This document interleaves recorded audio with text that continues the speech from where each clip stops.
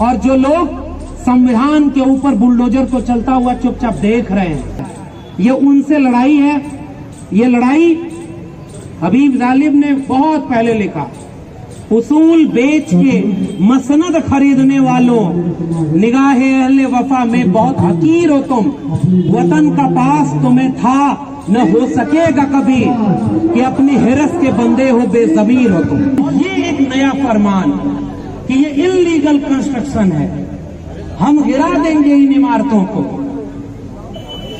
बहुत प्रसिद्ध शायर है बशीर बद्र का कि लोग टूट जाते हैं एक घर बनाने में, तुम तरस नहीं खाते बस्तियां जलाने में। तो जो लोग जलाने, तोड़ने और गिराने के ही यूएसपी में आज यहां तक पहुंचे हैं, जिन्होंने कुछ बनाया नहीं है इस देश में।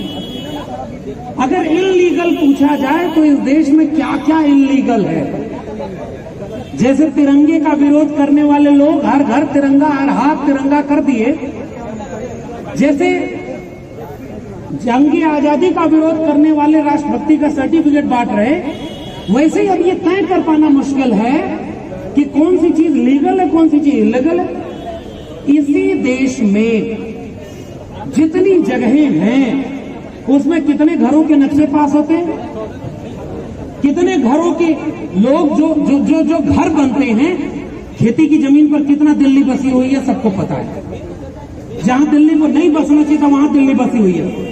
एक टावर तोड़ करके इस देश में दिखाया गया कि भ्रष्टाचार खत्म कर दिया गया।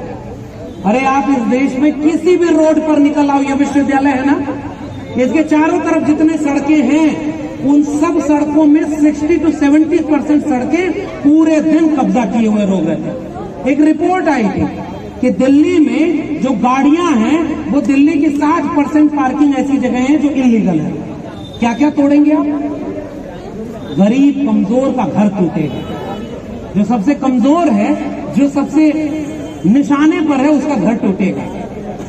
तो ये जो बुलडोजर है न्यायपालिका, सोचिए ना, पूरा लोकतांत्रिक संस्थान ध्वस्त होते जा रहे हैं। हमने शुरुआत ही मैंने अपनी बातचीत यही की कि जिस जगह हम खड़े हैं ये भी ध्वस्त हो रहा है और बुलडोजर इस पे भी चल रहा है, बस दिख नहीं रहा है। कहीं वो एनएफएस का बुलडोजर है, कहीं वो फीस बढ़ा देने का बुलडोजर है, कहीं वो परमानेंट अपॉइंटमेंट न करने का बुलडोजर है, और कहीं इस पूरे विश्वविद्यालय को निजी हाथों में बेच करके, जिसने कहा था इस देश को बिकने नहीं दूंगा, उसने इस देश को बेचते बेचते अपने दोस्त को दुनिया का दूसरा सबसे अमीर आदमी बना दिया। ये गैप है भारत में और इंडिया में। हम जो भारत के लोग, जो भारत के संविधान की प्रस्तावना है, वो खतरे में। और इसलिए मैं आपके कार्यक्रम में आकर के बहुत ज्यादा बोलने की बजाय, शायद जब मैं बोलता हूं ये सब बातें, तो मुझे नहीं पता कि मैं किसी और के लिए बोल रहा हूं, मुझे केवल ये महसूस होता है कि शायद मैं अपने लिए बोल रहा हूं कि हमारी हिम्मत न टूटे, हमारा हौसला न टूटे। जाने कितने मोर्चों पर हमें लड़ाई लड़नी पड़ रही है। अपनी फीस किताब कॉपी बचानी है, अपनी नौकरी बचानी है, अपनी साझा शहादत से मिली साझा विरासत को बचानी है, गरीब कमजोर मजलूम को बचाना है। आप कितने मोर्चों पर लड़ पाएंगे? लेकिन फिर भी मैं सल्यूट कर रहा हूं लड़ने वाले तमाम छात्र संगठनों को, जिन्होंने एक साझा मंच बनाकर इस पूरे विश्वविद्यालय परिसर को इसके निर्जीव होने से बचाया है, इसे सजीव बनाए रखा है। इसलिए जो लोग, देखिए लड़ाई बिल्कुल साफ है। ये लड़ाई भारत के संविधान और उसके बाद सबका भारत बनाने वाले लोगों और विचारों के सामने उनसे लड़ाई है जो शुरू से संविधान विरोधी रहे हैं, जिन्होंने संविधान को अब कभी कबूल नहीं किया। आप इल्लीगल के भारत के संविधान की प्रतियां जलाना दिल्ली में इल्लीगल नहीं है क्या? नया संविधान, भगवा संविधान बना करके इस देश को हिंदू राष्ट्र करने के लिए रोज भाषण देना इल्लीगल नहीं है? कौन जेल में है उसके लिए?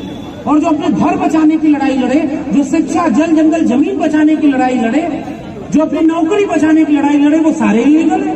और ये घर वाले बेचारे तो घर कुछ लड़ाई भी शायद नहीं लड़ रहे, और कुछ नहीं लड़ रहे वो भी मारे जा रहे हैं। एक बात तो इस देश के लोगों को भी सबक सीखना होगा कि ऐसा नहीं है कि आप लड़ेंगे तो ही मारे जाएंगे, आप चुप भी रहेंगे तो भी मारे जाएंगे। बस हो सकता है आपका नंबर बाद में आए। जो पहले मुसलमान निशाने पर पहले, दलित पहले निशाने पर, आदिवासी निशाने पर पहले, छात्र नौजवान निशाने पर पहले, हो सकता है आपका नंबर थोड़े दिन बाद आए, क्योंकि आपकी जेब में, बैंक अकाउंट में थोड़ा पैसा था। तो आप बुलबुल पर उड़ करके पूरा भारत घूमने का ख्वाब देख रहे थे। आप चीता आ गया भारत में तो शेर खुश हो गया, ये सब सोच रहे थे। लेकिन आपको हो सकता है कुछ दिन बाद आपको ये पता चले कि आपका भी क्या क्या लुट गया। इसलिए मैं इस लड़ाई में साथ हूं। और ये आखिरी बात कहकर के अपनी बात विराम लूंगा कि लड़ाई विचारधारा की लड़ाई है। विचारधारा किसकी? उन्होंने जिनके जहन में कभी संविधान नहीं था, भारत का साझा हिंदुस्तान जो भारत है वो नहीं था, गरीब कमजोर मजलूम नहीं थे, उन्होंने कुछ दिन पहले एक यात्रा निकाली थी, रथ यात्रा। दंगे करा के दंगाइयों को बरी किया जाएगा। कहां है इलीगल कंस्ट्रक्शन? जो पूरा का पूरा लीगल सिस्टम था वो कोलैप्स कर गया है और बलात्कारी लोग बाहर निकाल के माला पहनाए जा रहे हैं। कहां है भाई आपका संविधान बचा हुआ? और हम उम्मीद किससे करें? मैं तो ये नहीं समझ आ रहा।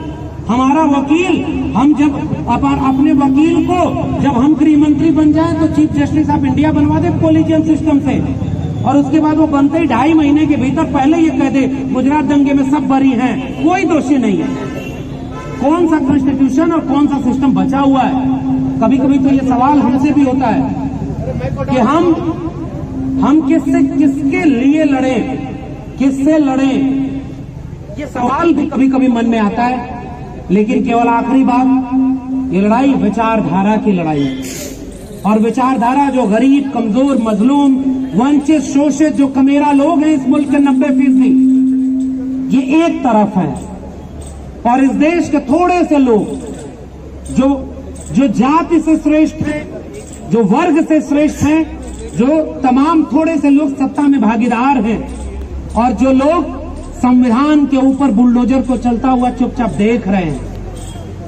न्याय प्रक्रिया के ऊपर, संविधान के ऊपर, हमारे घरों के ऊपर, हमारे करियर के ऊपर, हमारे चूल्हे के ऊपर बुलडोजर जो चल रहा है, उसको भी जो चुपचाप देख रहा है, ये उनसे लड़ाई है।